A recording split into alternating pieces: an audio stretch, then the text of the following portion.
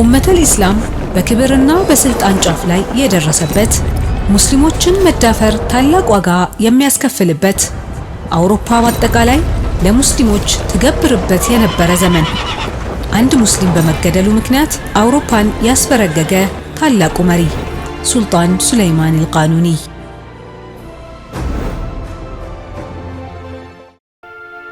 السلطان سليمان القانوني አስረኛው የዑስማንዮች ንጉስ ሲሆኑ እንግዲህ በስልጣን ላይ በጣም ረጅም ጊዜን ቆይተዋል ማለት ነው። በሳቸው ጊዜ የዑስማንዮች ግዛት በጣም ተለጥጦ ሰፍቶ የነበረበት ጊዜ ነበር። ሶፍዊዮች የሚባሉትን በተደጋጋሚ ወረዋቸዋል፣ ዘምተውባቸዋል። እንግዲህ አውሮፓውያኖች በጣም ይፈሯቸው ነበር። የዑስማንዮች ኃይል በጣም የበረታበት ጊዜ ነበር። እንግዲህ ሱልጣን ሱለይማን አልቃኑኒ የግዛት ማስፋፋት ዘመቻቸው በየብስ ላይ ብቻም ሳይሆን በባህርም ያማከለ ነበር ማለት ነው። እንግዲህ የባህር ግዛታቸውንም አስፍተው ነበር ማለት ነው።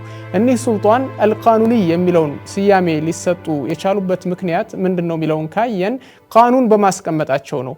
አጠቃላይ የፖለቲካ የሲያሳ ሂደታቸው በአማረ መልኩ እንዲሄድ ያስቀመጡት ህግ ነበረ። ሲያሳውን የሚመለከት እንደዛውም ከፍተኛ ስልጣን ላይ ያሉት ሰዎች የሚተዳደሩበትን ህግ አስቀምጠው ነበረ። ከዛም ባሻገር ደግሞ የጦር ኃይሉ አደረጃጀትንም በአማረ መልኩ በጣም ደስ የሚል ሁኔታን ተግዳሮትን እንዲያክል የጨመሩት ህግና ደንብ ነበር። ያንን አስመልክቶ ነው እንግዲህ ሱልጣን ሱለይማን አልቃኑኒ የሚልን ስያሜ ሊያገኙ የቻሉት።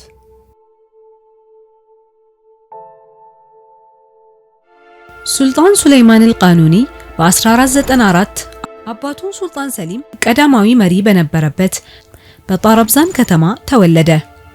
ከልጅነቱ ጀምሮ አባቱ በሃይማኖታዊ ትምህርቶችና በጂሃድ ፍቅር ለማሳደግ ከፍተኛ ክትትልና ልዩ ትኩረት ያደርግበት ነበር። السلطان سليمان القانوني አባታቸው ሰሊም الأول 74ኛው የሙስሊሞች ኸሊፋ ሲሆኑ የዑስማንዮች ደግሞ 9ኛው መሪ ነበሩ ማለት ነው። እንግዲህ እሳቸው ስልጣን ላይ የቆዩትኝ ከ1512 እስከ 1520 ስልጣን ላይ የቆዩትኝ። እሳቸው በጣም ጀግና ነበሩ። ጦርነት ላይ በጣም ኃያል ነበሩ፣ በጦል ነበሩ። ለዛም ሰዎች ጀግናው እያሉ ይጠሯቸው ነበር ማለት ነው። በስልጣን ቆይታቸው ትኩረት አድርገው ሲሰሩበት ከነበረው ጉዳይ መካከል ከሳቸው በፊት የግዛት ማስፋፋት ዘመቻው ብዙውን ጊዜ ወደ ምዕራብ አውሮፓ ምድር ነበረ። ያንን ወዴት አዙሮታል ማለት ነው? ወደ ምስራቅ አረቦች ትኩረት አድርገው ግዛታቸውን በዛ ዳይሬክሽን የማስፋፋት ሂደቱን አጧጥፈው ቀጥለው ነበር። ከዛም ባሻገር እንግዲህ አገሪቱን የንግድ ሴንተር እንድትሆን፣ ወሳኝ የንግድ ከተማ እንድትሆን ማድረግ የቻሉ ታላቅ ሱልጣን ነበሩ።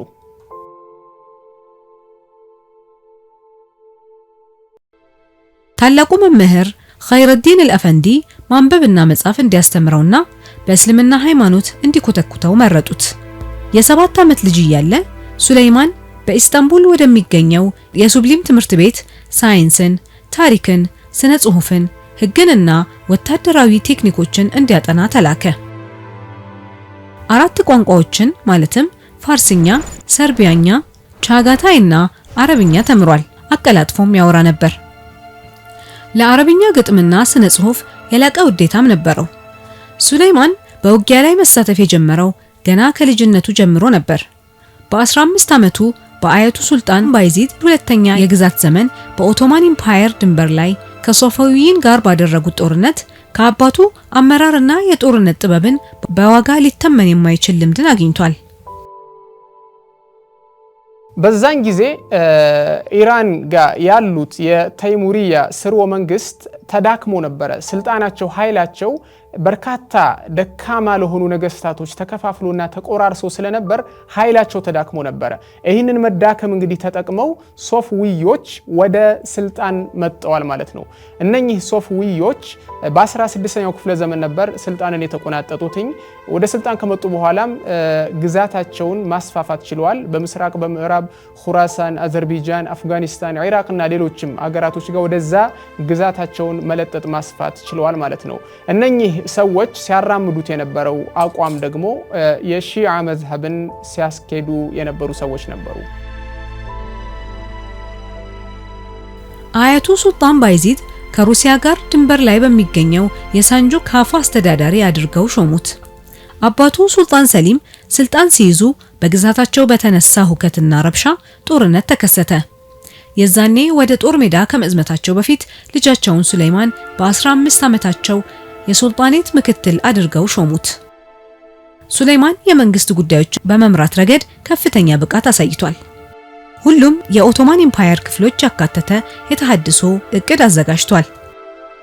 ሱልጣን ሰሊም ከጦርነቱ ሲመለስ ሱለይማን የማኒሳ ሳንጃቅ ገዢ ሆኖ ተሾመ። በዚያው ወቅት በሱልጣን ሰሊምና የሶፋዊን ግዛት መካከል አዲስ ጦርነት ተከፈተ። ሱልጣን ሰሊም ሶፋዊ ጋር ለመፋለም ከመነሳቱ በፊት ልጁን ሱለይማንን ለሁለተኛ ጊዜ ምክትል አድርጎ ሾመው። ሱለይማንም የግዛቱን ዝርዝር ሁኔታ የሚያውቀው እውነተኛ ገዥ ነበር። በ1520 ሱልጣን ሰሊሙን አልአወል ሞተ እና የሱልጣኔቱ አገልጋይ ልጁ ሱለይማን ኢስታንቡል እስኪደርስ ድረስ የሱን ሞት ዜና ደበቁ። ሱለይማን አባቱን ከቀበረ በኋላ በ25 ዓመቱ ዙፋኑን ተረከበና የረጅም ጊዜውን እቅድ ወዲያውኑ ተግባራዊ ማድረግ ጀመረ። በመጀመሪያ ትኩረቱ በክልሎች ጸጥታና ፍትህ ማስፈን ነበር። ሱልጣን ሱለይማን ሰዎች ፍትህን፣ ደህንነትንና ብልጽግናን ከምንም ነገር በላይ እንደሚያከብሩ ስለሚያውቅ ንግድን ለማነቃቃትና በብዙ ዕቃዎች ላይ የተጣለውን እገዳ አንስቷል። ህግ ማውጣት ብቻ ሳይሆን ፍትህ እንዲሰፍን በክልሎች የግምገማ ጉብኝት በማድረግ ህዝቡን የበደሉ አስተዳዳሪዎችን እና የጦር ሰራዊቶች አባላትን ጠርቶ ለፍርድ አቅርቧል። ከነዚህ ሁኔታዎች ውስጥ በጣም ዝነኛ ከሆኑት መካከል አንዱ ከብዙ ኢፍትሃዊ የተነሳ ደም አፍሳሹ ጃዕፈር ተብሎ በሚጠራው በጃዕፈር ቤክ ላይ ያቀረበው ክስ እና ግድያ ነው። السلطان سليمان القانوني ወደ ስልጣን ከመጡ በኋላ ያስተዳደር ሂደቱን አባታቸው ሲያራምዱት ከነበረው ሽዳ በተወሰነ መልኩ ያው ሽዳው በቦታው አስፈላጊ ከመሆኑን ባሻገር ነገር ግን በተወሰነ መልኩ የይቅር ባይነትና ፍትህን የማስፈኑ ላይ ከፍተኛ ትኩረት ሰጠው መስራት የቻሉ ሱልጣን ነበሩ። እንግዲህ ሱልጣን ሱለይማን አልቃኑኒ አባታቸው መማሊክ ላይ ድል ከተቀዳጁ በኋላ በመቶ የሚቆጠሩ ግብፃውያኖችን አስገድደው ወደ ቱርክ አመጣዋቸው ነበር። ወደ ኢስታንቡል ይዟቸው መጣው ነበር። እንግዲህ ሱልጣን ሱለይማን አልቃኑኒ እነኝህን ሰዎች ወደ አገራቸው በሰላም እንዲመለሱ አድርገዋል። ከዛም ባሻገር ደግሞ ፉርሶችን ለመውጋት በቂ የሆነ ኃይልን ጦርን ለማደራጀት ገንዘብ ሀብት አስፈልጎ ስለነበር ነጋዴዎች ጋር ያኔ በጣም ሀብት እየተወሰደ ነበር። እንግዲህ ይህንን ለመጠገን ሱልጣን ሱለይማን አልቃኑኒ በርካታ የሆነን ድጋፍ ለነጋዴዎች አድርገዋል። ከዛም ባሻገር ደግሞ አንድ ኃላፊነት ላይ ያሉ ሰዎች ኢፍትሃዊ ስራ ሲሰሩ የነበሩትንም እነሱን የእርምት እርምጃ ወስደውባቸዋል ማለት ነው። ሱለይማን ስልጣን ከያዘ ከአንድ ወር በኋላ አመጽ በመላ ሀገሪቱ መቀጣጠል ጀመረ። የመጀመሪያው አመጽ የተመራው የደማስቆ ገዢ የነበረው ጃምቤር አልጋዛሊ ሲሆን ስልጣኑን ለመመለስ ቋምጦ ሱለይማንን በወጣትነቱ በመናቅ ነበር። አልጋዛሊ ከሶፋዊንና ካፊሮች ጋር ተባብሮ ሱለይማን ላይ አሴረ። የኦቶማን ወታደሮችን ለግብዣ በመጥራት ሁሉንም በአሰቃቂ ሁኔታ ገደላቸው። ሱልጣኑ የአልጋዛሊን ክህደት ሲያውቅ በፈርሃት ባሻና በኢያስ ባሻ የሚመሩ ወታደሮችን የአልጋዛሊን ሐለብን ከበባ እንዲያፈርሱ ላከ። በከባድ ክረምት ምክንያት አልጋዛሊ ወደ ደማስቆ ለመመለስ እስኪወስን ድረስ ሐለብ አልጋዛሊን ለ3 ወራት ተቋቁማለች። የአልጋዛሊ ጦር በኦቶማን ጦር ተረታ። ሱልጣን ሱለይማን አልቃኑኒ የግዛታቸውን አመጽ ከተቆጣጠሩ በኋላ የሰሯቸው 3 መሰረታዊ ቁልፍ ስራዎች ነበሩ። እነኚህ ምንድናቸው? የመጀመሪያው ምን አይነት እቅድን አስቀመጡ? ወደ ምዕራብ አውሮፓ ግዛትን የማስፋት። ሁለተኛው ደግሞ በ16ኛው ክፍለ ዘመን ፖርቹጋሎች ማለት ነው የአረብ ባህር ወደብ ጋር የሚደረገውን እንቅስቃሴ ገትተውት ከልክለው ነበረ። ያንን ሐስር የማንሳት ስራ መስራት እንዳለባቸው እቅድ አወጡ። ሌላኛው ሶስተኛው እቅዳቸው ደግሞ ምንድን ነበረ? ጂኦግራፊካሊ ያላቸውን ግዛት በተቻለ መጠን የማስፋት። በዛ ሰዓት ላይ ቱርኪያን በሁለት ከፍላ የነበረች በወቅቱ በ16ኛው ክፍለ ዘመን ብቅ ያለችው የሶፍዊያዎች ግዛት ይህንን ግዛት ተቋቁመውና ገተው በተለያዩ አቅጣጫዎች ግዛታቸውን ማስፋፋት እንዳለባቸው አልመው መንቀሳቀስ ጀመሩ። በደማስቆ የተነሳው አመጽ ካበቃ በኋላ የሃንጋሪስ ንጉስ ሉዊስ ሁለተኛ የኦቶማን አምባሳደር የሆነው ቤህራም ጃውሽን እንደገደለና ግብር አልሰጥም እንዳለ ዜናው ለሱልጣኑ ደረሰ። ሱልጣን ሱሌይማን ተናዶ በሃንጋሪ ላይ ታላቅ ዘመቻ ማዘጋጀት ጀመረ። ዕቃና ጥይቶችን ለማጓጓዣ የሚሆን 30,000 ግመሎች፣ ገብስና ዱቄት ለማጓጓዝ 10,000 ጋሪዎችን ገዛ። የኦቶማን ጦር 200,000 ወታደሮች ደርሶ ነበር። ሱልጣኑ ከመንቀሳቀሱ በፊት የግዛቱን ድንበር አስጠብቋል። የቁሰሪ ክልል ለመጠበቅ ፈርሃድ ባሻን ሾመ። በጥቁር ባህር ላይ የባህር ዳርቻዎችን ለመጠበቅ 50 መርከቦችን ላከ። ወታደሮችንና መሳሪያዎችን ለማጓጓዝ 400 መርከቦች እንዲገቡ አዘዘ። ከዚያም ሰራዊቱን በማንቀሳቀስ የኦቶማን ሱፊ ከተማ ደረሰ። ሱልጣን ሱሌይማን በሶፊያ ሃንጋሪን ለመቆጣጠር እቅድ ለማውጣት ከጀነራሎቹ ጋር ተሰብስቦ ተወያየ። ኢብራሂም ባሻ ወደ መካከለኛ አውሮፓ መግቢያና የማይደፈሩ ምሽግ ወደ ሆነው ቤልግራድ ካስል እንዲሄድ ሐሳብ አቀረበ። ቤልግሬድ ትልቅ ጠቀሜታ ያለው የድንበር ምሽግ ወይም ቤተ መንግስት ነበር። እናም የኦቶማን ኢምፓየር ከዚህ በፊት 2 ጊዜ ለመቆጣጠር ያልተሳካ ሙከራዎችን አድርጓል። ነገር ግን ማሸነፍ አልቻለም። ለመጀመሪያ ጊዜ በሱልጣን ሙራድ ሁለተኛ በ845 ዓመተ ሂጅራ የተመራ ሲሆን ለሁለተኛ ጊዜ ደግሞ በሱልጣን ሙሐመድ አልፋቲህ ነበር። ሱልጣን ሙሐመድ አልፋቲህ የቤልግራድን ቤተ መንግስት ሲከቡ ቆስለው ከበባውን ለማቆም ተገደዋል። ሲመለሱም እንዲህ እያሉ ነበር፣ አላህ ከልጅ ልጆቼ መካከል እቺን ከተማ የሚቆጣጠር ሰው ያመጣ ይሆናል ብለው ነበር።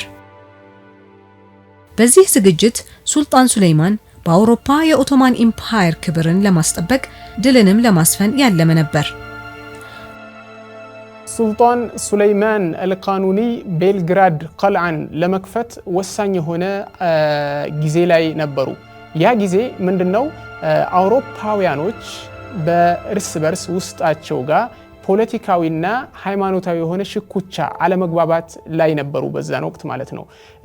ያኒ የቄሳውስቶች መሪ ባባ ሉዊስን ለመታደግ ትኩረት መስጠት እንዳለባቸው ሲለፍ ነበር፣ ሲሰብክ ነበር፣ ጥሪ ሲያደርግ ነበር።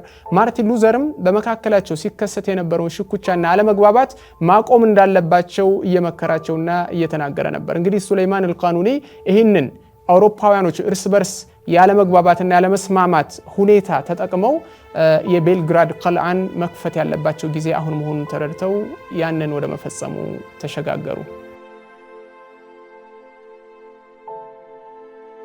አላህ የድል አድራጊውን ሱልጣን ሙሐመድ ዱዓ ተቀበለ። እናም ቤልግራድን ድል የማድረግ ዕጣ የሱሌይማን አልቃኑኒ ሆነ። ታላቅ ሰራዊት አዘጋጅቶ ከአውሮፓ ሀገራት ጣልቃ ገብነት ለማስወገድ ቅድመ ጥንቃቄ አድርጓል። ፈረንሳዮች የሃንጋሪውን ንጉስ ከሱሌይማን ጋር ስምምነት እንዲያደርጉ መከረው። ቫቲካንና የፖላንድ ንጉስ ቤልግራድን ለመደገፍ ጣልቃ መግባታቸው ምንም ጥቅም የለውም ብለው አሰቡ። ሱልጣኑ ቪየር ፒር ፓሻ መሪነት ከሰራዊቱ ጋር ወጣ። ሰራዊቱን ይዞ የወጣበት ሁኔታ በሃንጋሪና በአውሮፓ ላይ የስነ ልቦና ጦርነት በመፍጠር የማይረሳ ቀን እንዲሆን አጥብቆ ተናገረ። ሱልጣኑ ቤልግሬድ ቤተ መንግስት ላሉት ተዋጊዎች ለሚያፈገፍጉት ደህንነት ሰጣቸው። ይህም ቁርጠኝነታቸው ስላዳከመው የቤልግሬድ ቤተ መንግስት የረመዳን 4ኛ ቀን ላይ ወደቀ። ከተማው ሙሉ በሙሉ በረመዳን 27 በሙስሊሞች ቁጥጥር ስር ሆነች።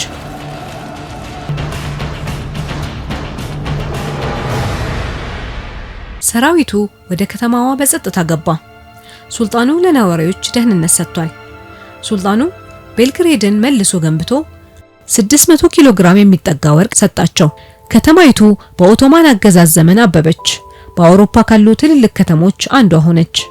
የቤልግሬድ ውድቀት ዜና በአውሮፓ ነገስታት ላይ እንደ ነጎድጓድ ሆነ። ሱልጣን ሱሌይማን ከፍተኛ ደረጃ ያለው መሪ መሆኑን ተረዱ። በቤልግሬድ ካሸነፈው ታላቅ ድል በኋላ ከመላው አውሮፓ የተወጣጡ አምባሳደሮች የተለያዩ ስጦታዎችን ይዘው ወደ ሱልጣን ሱሌይማን ጎረፉ። የራኮዛ ሪፐብሊክ አምባሳደሮች ከኦቶማን ኢምፓየር የጦር መሳሪያዎችንና ጥይቶችን እንዲገዙ የጠየቁ ሲሆን የሞስኮ መልእክተኛው በአገራቸው ስም እንኳን ደስ አላችሁ ካሉ በኋላ ወደ ሱልጣኑ በመምጣት ስለ ክራይሚያ ካንቴ ቅሬታ አቅርበዋል። ሱልጣኑ የክራይሚያ ካንቱ ሩሲያውያንን እንዳያጠቃ ጋዘዘና ቬኒስ ከሱልጣኑ ጋር ስምምነቶችን ፈጸመች። ከቤልግሬድ ድል በኋላ ሱልጣን ሱሌይማን በቅዱስ ዮሐንስ ስያሜ የሚታወቁ ፈረሰኞች ቁጥጥር ስር ያለው የመስቀል ጦርነት ደሴት የሮዶስ ደሴት ለመቆጣጠር ወሰነ። እነዚህ ፈረሰኞች የሙስሊሞችን ደም ሲያፈሱ፣ ሁጃጆችን ሲገድሉ፣ ገንዘብና ቁሳቁስ ሲዘርፉና በሙስሊሞች ላይ ትልቅ አደጋ ሲፈጥሩ ነበር። ሱልጣኑ እነሱን ለአንዴና ለመጨረሻ ጊዜ ለማስወገድ ወሰነ። የኦቶማን ጦር የማይበገሩ ቢሆንም ብዙ የዑስማንያ መሪዎች ሐሳቡን ተቃውመዋል። ዋና የተቃወሙበት ምክንያት የአውሮፓ ጦር ሰራዊት ፈረሰኞቹን መርዳት ስለማይቀርና ከበባውም በጣም ረጅም ጊዜ መውሰዱ እርግጥ በመሆኑ ነው። ነገር ግን ሱልጣን ሱሌይማን ለማሳካት ቆርጦ ነበርና በሮዶስ ላይ ለዘመቻ መዘጋጀት ጀመረ። السلطان سليمان القانوني በጣም ምርጥ አጋጣሚ አግኝተው ነበር ሮዶስን ለመቆጣጠር። ምክንያቱም በዛ ሰዓት ላይ የአውሮፓ ሀያላን ሀገራት በራሳቸው ጉዳይ ተጠምደው የነበሩበት ጊዜ ነበር። ለምሳሌ የፈረንሳዩን ንጉስ ፍራንሲስ ደ ፈርስት የስፔን እና የጀርመን ንጉስ የነበረውን ቻርልስ ከነሱ ጋር ግብግብ ነበር፣ ግጭት ላይ ነበሩ። እንደዛውም የርዕሰ ሊቃነ ጳጳሳት መሪያቸው ሊዮ ኤክስ በፕሮቴስታንቶች ጉዳይ ተጠምዶና ቢዚ ሆኖ ነበር ማለት ነው። እንግዲህ እነኚህን ሁኔታዎች ተደማምረው አውሮፓውያኖች እርስ በርስ ሽኩቻ ላይ ስለነበሩ ሱሌይማን አልቃኑኒ ይህን ጊዜ ተጠቅመው ሮዶስን ለመቆጣጠር ፕሮግራምን አቅደው ወደ ተግባራው አልፈዋል ማለት ነው።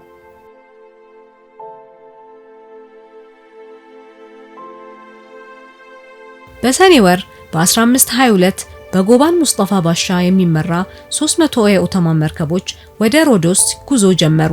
በመንገድ ላይ ሌሎች ቁጥራቸው 664 መርከቦች እስኪደርሱ ድረስ 100,000 ተዋጊዎችን ጭነው ተቀላቀሉ። ሱልጣን ሱሌይማን የግዛታቸውን ዳር ድንበር አስጠብቀው ከኢስታንቡል ተነስተው ኩታህያ ሲደርሱ ከመሪዎቹ ጋር በጽናት እንዲጸኑና ሰላማዊ ዜጎችን በጥሩ ሁኔታ እንዲይዙ ለማሳሰብ ስብሰባ አደረጉ። አብዛኛው የኦቶማን ክፍል ሮዶስ ደርሰው ለመክበብ ተዘጋጁ።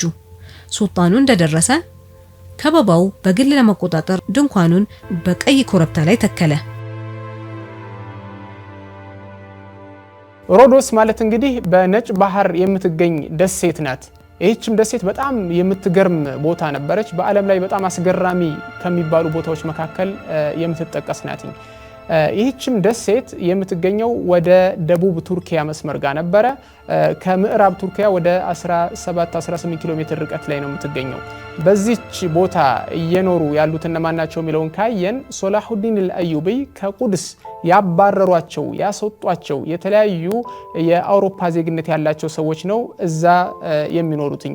እነኚህ ጦረኞች ናቸው እዚች ደሴት ጋር የሚኖሩትኝ። እነኚህም ሰዎች ከሩም ከኒሳ ከሩም ቤተክርስቲያን ድጋፍን ያገኙ ነበረ። ለዛም በዛ ባህር ላይ የሚያልፉ የሙስሊም መርከቦችን ያጠቁ ነበረ፣ ሀብት ንብረትንም ይዘርፉ ነበር ማለት ነው።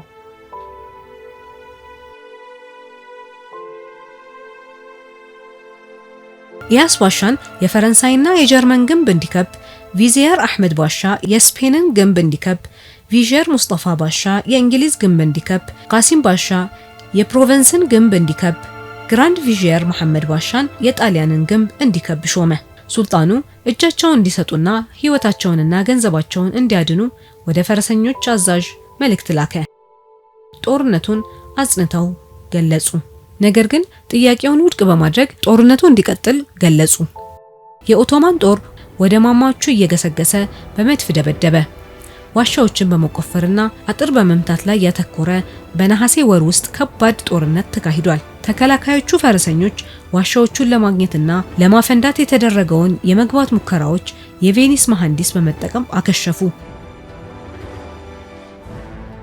ኦቶማኖች በእንግሊዝ ግንብ ላይ ተደጋጋሚ ጥቃቶች ከፈቱ። በኋላ አጥሩን ለመውጣት ተሳክቶላቸው ነበር። ነገር ግን ተከላካዮቹ ድጋፍ አግኝተው ጥቃቱን መመከት ችለዋል። ሱልጣኑ በሴፕቴምበር ወር በሁለቱም ግንባሮች ላይ ሁሉን አቀፍ ጥቃት እንዲያደርጉ አዘዘ። ሆኖም ከፍተኛ መከታ ገጠማቸው። ሙከራውም አልተሳካም። ከበባው ጠንካራ ቢሆንም ቤተመንግስቱ እጅ አልሰጠም። ተከላካዮቹም ከአውሮፓ እርዳታ እስኪመጣላቸው ጊዜያዊ እርቅ ጠየቁ።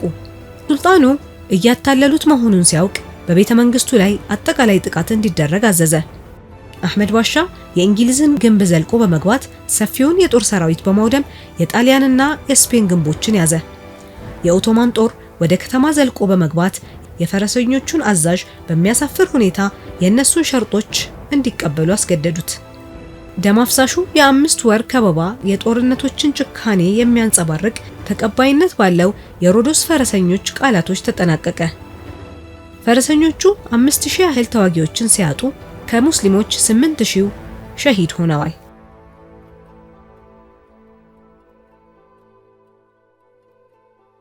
በ1522ኛው ዓመት ላይ ታህሳስ 29 ሱልጣን ሱለይማን አልቃኑኒ በራሳቸው ወደ ሮዶስ ምሽግ ገቡና ሁኔታውን እየፈተሹ በመስቀለኞች ተማርከው ታስረው የነበሩትን 6000 ሙስሊሞች እንዲፈቱ አድርገዋል። ከዛም ባሻገር ቅዱስ ዮሴፍ ካቴድራል ብለው የሚጠሩትን ቤተክርስቲያን ወደ መስጂድ አዛውረው የመጀመሪያ የጁማዓ ሶላት እንዲሰገድ በዛ ውስጥ አዘዋል ማለት ነው። እንግዲህ የሮዶስ ወረራ የሜዲትራኒያን ባህር በተገቢው መልኩ ለመቆጣጠር ለኦስማኒዮች ትልቅ ድርሻ የነበረው ነው ማለት ነው። እንግዲህ ከጦረኞችን ካጠቁ በኋላ የባህር ኃይሉን ሽፍቶችን ሌሎችንም ካመከኑ በኋላ በ100% ሜዲትራኒያን ባህር በኦስማኒዮች ቁጥጥር ስር እንዲሆን ማድረግ ችለዋል። የቤልግሬድና የሮዶስ ምሽግ ከተቆጣጠረ በኋላ ሱልጣን ሱለይማን ፍጹም ኃይሉንና ስልጣኑን አሳይቷል። የአውሮፓ ነገስታት በሱልጣኑ ኃይል ተንቀጥቅጠዋል።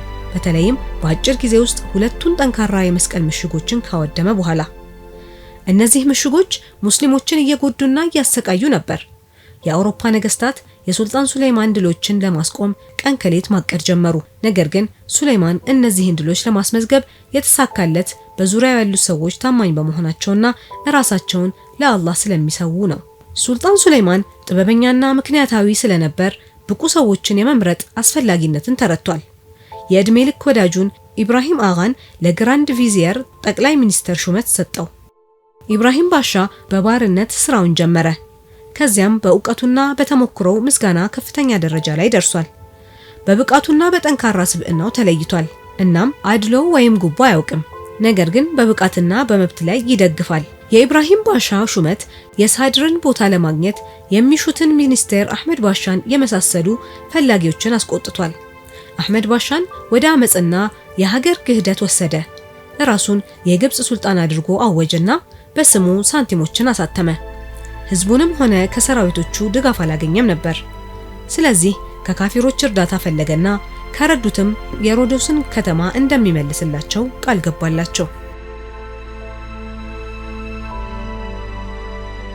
السلطان سليمان القانوني ህዝባቸውን በሰላም ያለምንም በደል ሰላም በሰፈነበት መልኩ ለማስተዳደር ሲሉ ያወጡትኝ ያቋቋሙት መተዳደሪያ ደንብ ነበር። ይህም መተዳደሪያ ደንብ ከቁርአንና ከሐዲስ አውጣተው ያዘጋጁት ነበር ማለት ነው። በወቅቱ አሉ የተባሉ ታላላቅ ዓሊሞችን ተደግፈው በእነሱ ታግዘው ነው ይህንን ሊያወጡ የቻሉት ማለት ነው። እንግዲህ በዚህ ሂደት ህዝቦቻቸውን ሲመሩ ቆይተው ከዛም እነሱ ካለፉ በኋላም እስከ 19ኛው ክፍለ ዘመን ዑስማኒዮች በዚህ መተዳደሪያ ደንብ ህዝቦቻቸውን ሊመሩ ችለዋል ማለት ነው።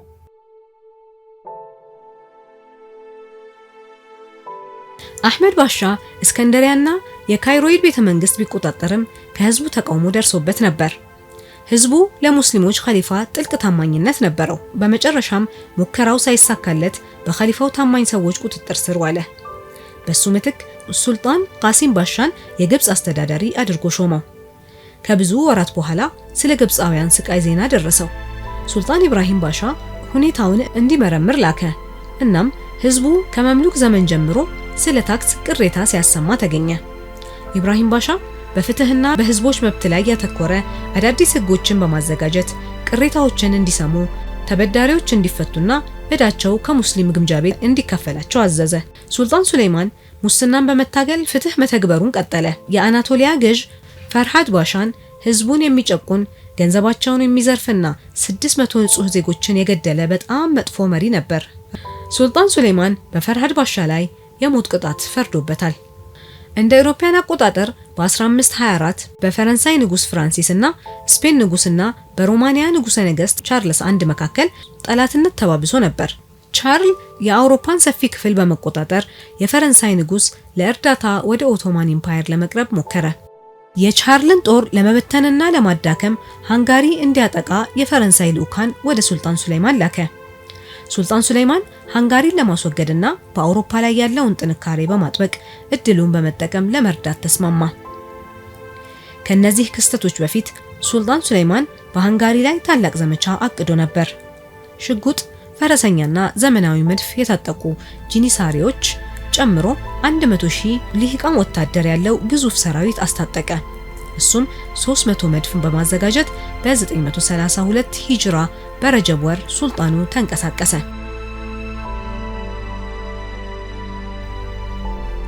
እኛ ሙስሊሞች በጣም ወርቃማ የሆነ የሚያምር ታሪክ ያለን የሚያምር ታሪክ ባለቤቶች ነን።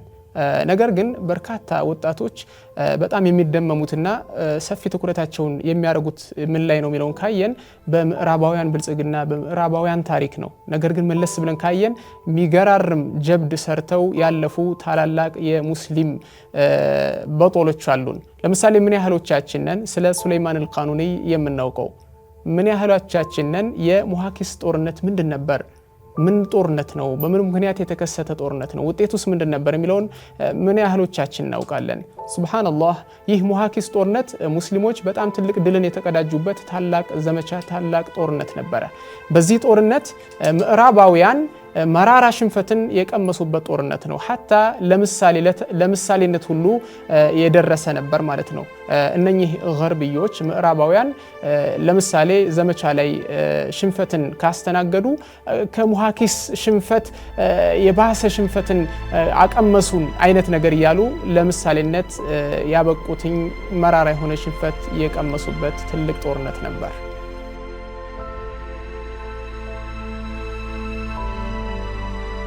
ሱልጣን ሱሌይማን ቤልግሬድ ደረሰ። የደቡብ ሃንጋሪ ከተሞችን ለመቆጣጠር አዛዦችን ላከ።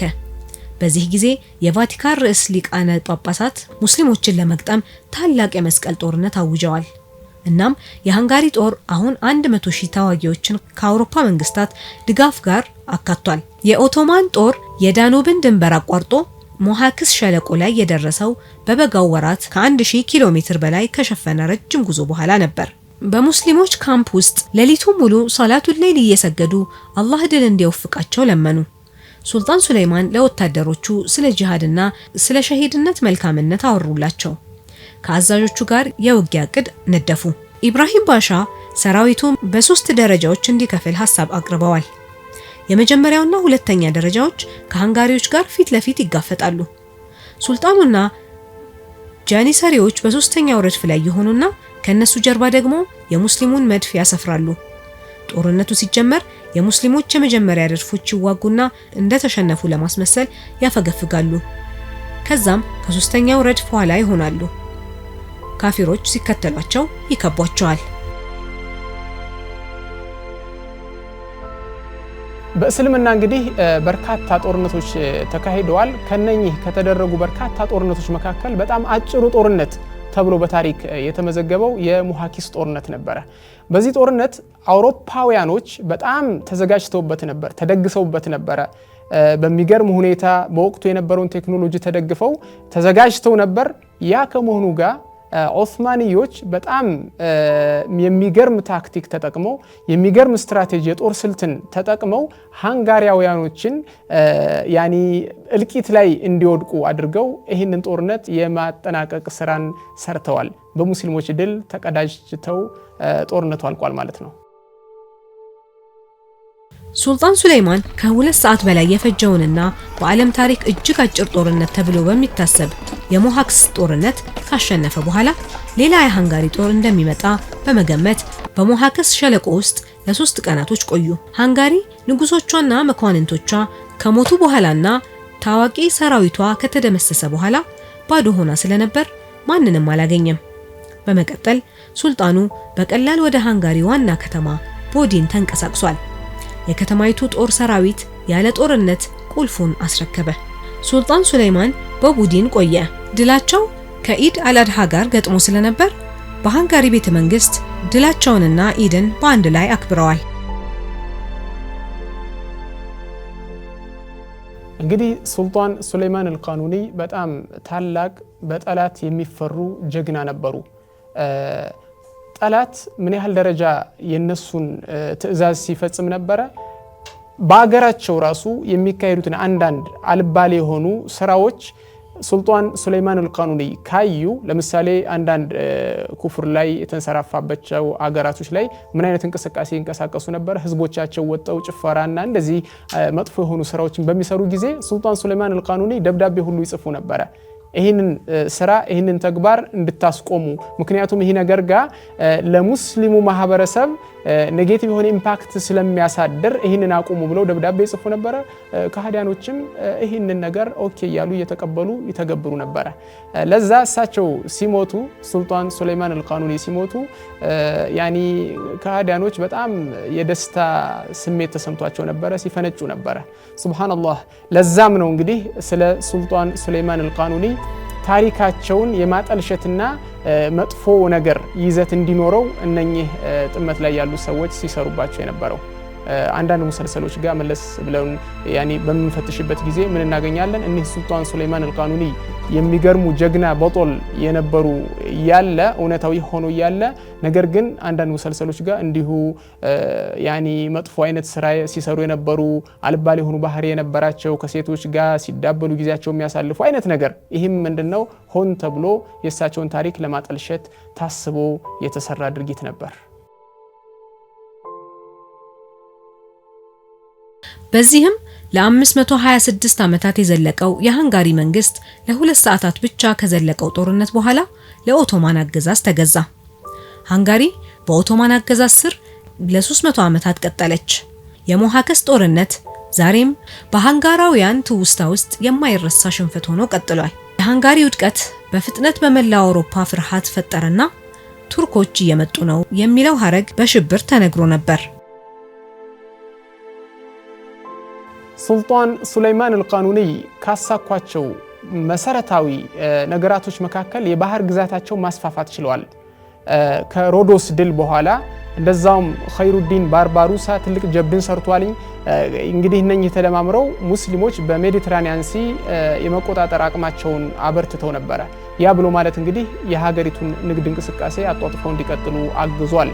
ከዛም ባሻገር ሱልጣን ሱሌይማን አልቃኑኒ በርካታ ስምምነቶችን ከተለያዩ ሀገራቶች ጋር አካሂደዋል። ይህም አገሪቱ እንድትቀደም ወደፊት እንድትሸጋገር ትልቅ ድርሻ ነበረው። ከዛም ባሻገር በሀገሪቱ ላይ በብዙ ዘርፎች በኢኮኖሚ በፖለቲካና በንግድ እንቅስቃሴዎች በርካታ ስራዎችን ሰርተዋል። አገሪቱን አበልጽገዋታል። የተለያዩ ተቋማትን ገንብተዋል። መዳሪሶችን፣ መስጂዶችን ገንብተዋል። እንግዲህ እነኚህን ሁሉ ስለሰሩ አገሪቱ የበለጠ እንድታምር ረድቷል ማለት ነው።